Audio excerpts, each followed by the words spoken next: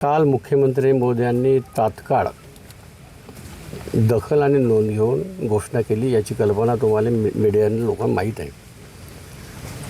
आता या व्यतिरिक्त येणाऱ्या अडचणी आहे.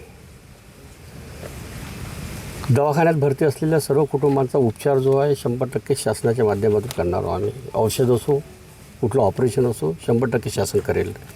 आणि या व्यतिरिक्तही आमचा समाज आहे आणि त्या समाजाचा आदिवासी विकास विभाग आहे.